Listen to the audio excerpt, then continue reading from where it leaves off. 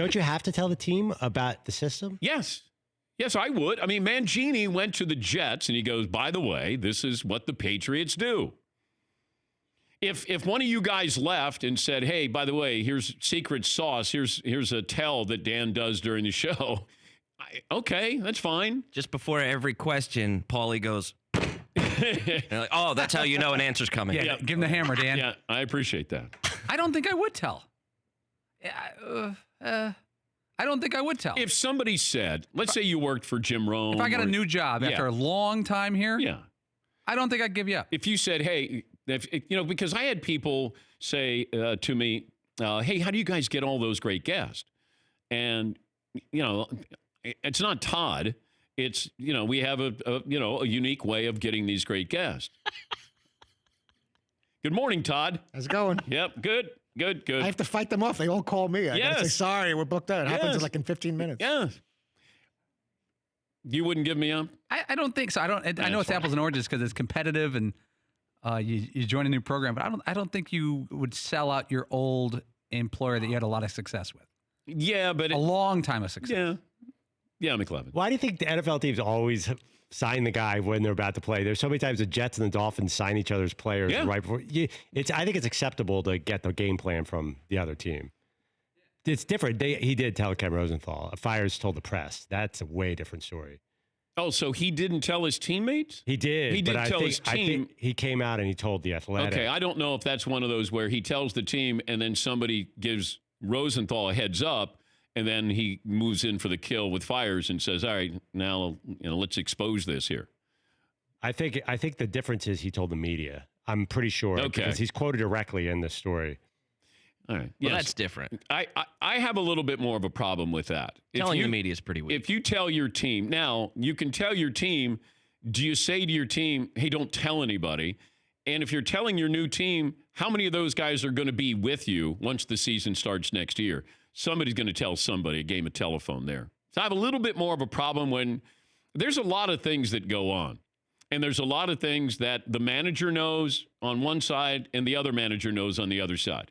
And they choose to not talk about it because there are unwritten rules in baseball. I think you saw this with Tony La Russa and Jim Leyland a few years back. That might have been in the World Series where there was something that was going on and they realized that, hey, this is part of baseball. We're not going to talk about it. We're not going to acknowledge it. And if I had that story right, it feels like that they just said, look, we'll settle this and we'll move on. Yeah, Paul. Would you consider it cheating if there is no technology involved? Like, let's say there's a man at second base for the Astros, and he starts reading the signs or reading the signals, and he pats his knee, and it signals like the bullpen catcher or someone in the dugout, and that catcher just goes like a whistle, a hard whistle. So it's just person to person. Let's say the guy at second base is just patting his knee. Technology puts it over the edge. So it's still orchestrated because you have the guy at second base signaling the dugout who does a hard whistle, not a can. Yeah, but what happens at second base is, let's say I'm looking in and I see location, so I can give you an indicator on my body for location to the batter, and I can give you what I think the pitch is. Now, I remember Mark Grace joined us years ago, the former Chicago Cub great at first base, and he said, I didn't want to know what the pitch was. I would certainly want to know if it's going to be cheese or it's going to be a breaking ball. Yes, Eden. Cheese or Charlie? Yeah. How many times a game, though, especially in modern baseball, do you have somebody at second base that can do that? It seems like there's less and less base runners these days where it's almost like there's less base runners nowadays. Yeah, that's what I'm saying. Right. You're so it's almost like it's only going to help you a quarter of the game, maybe, if that. Whereas having somebody in the outfield that could do it batter by batter is way different. Yeah, because nobody gets to second base anymore. Right. They either strike out or hit a home run. Reminds me of high school. Yeah. I never hit home runs. Yes, Fritzy. Now, Fire supposedly was being altruistic, if you believe his comments, saying he's trying to help the younger players when he's like with the Tigers. Why weren't you altruistic when you were with the Astros saying, you know what, we shouldn't be doing this? You also run the risk of looking like a rat, like a Canseco type. It's like, I know you want to help your new team if you know something about the former team, but you're not going to be on that team forever. And just like you said, your teammates are going to end up on other teams. So won't you all get a reputation as being some kind of rat that shares secrets from the Canseco was being blackballed in his mind, and that's why he came out with the book. He wasn't playing anymore. Mike Fiers is on another team.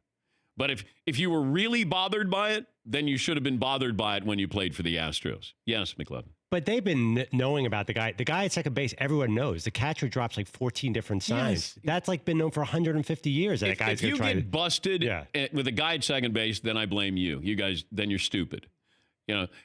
Have a sign, have an indicator, whatever you're going to have. But you know what? Realize the guy at second base. Now, location is something that's important as well. And if you can give the indicator of where you think the catcher is set up, and that's why catchers wait to the last second before they move, so you can't get that information to the hitter. For more Dan Patrick Show, tune into Audience Channel 239 on DirecTV. Stream for free on BR Live or download the Dan Patrick Show app.